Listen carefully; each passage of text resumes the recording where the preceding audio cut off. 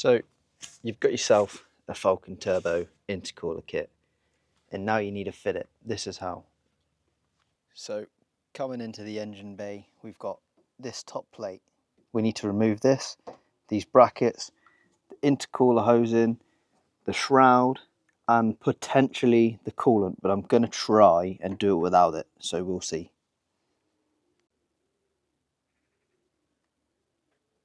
So first up, what we're going to be doing is removing these brackets here. Now these are held on by 10mm and they should just lift up.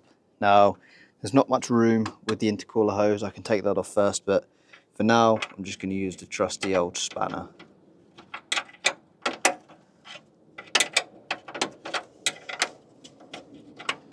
So now all we need to do, pull that off, move it out of the way. We can sort that out once we've got this plate off and the intercooler hose.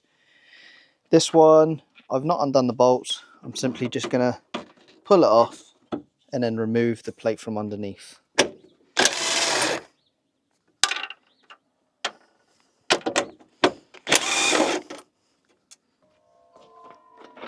And now, just to remove the shroud, and then I will remove this plate. I might have to remove this bracket because it's actually being more of a pain than I thought it would, but still good.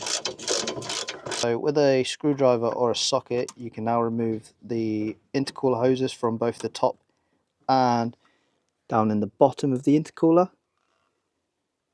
So you do not need to angle grind your fan shroud.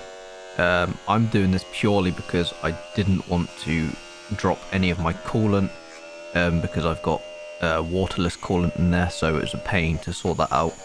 And reason number two is every time I go to do work in my engine bay, this shroud is always in my way and it's just a nightmare if you want to get rid of it. So for my benefit, I've removed it, but you do not need to remove it this way. For those of you though that are worried about the shroud, I will be reinstalling it, but I'll be drift stitching it, which is where you drill holes each side and you cable tie it back together. So this job was actually fairly straightforward.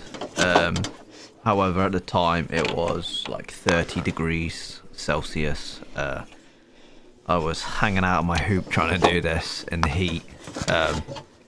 But yeah, realistically you just need to align the 2 pins at the bottom and then the 2 pins at the top on that top plate, and you're good to go in putting that all back together again.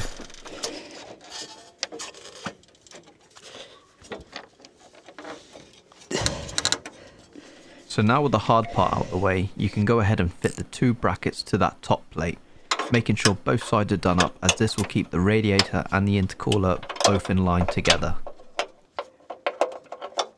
Right, now once your intercooler is in place, nice and sturdy, which she is, you can now go and put your hoses back on. And that's it, you've now installed your intercooler.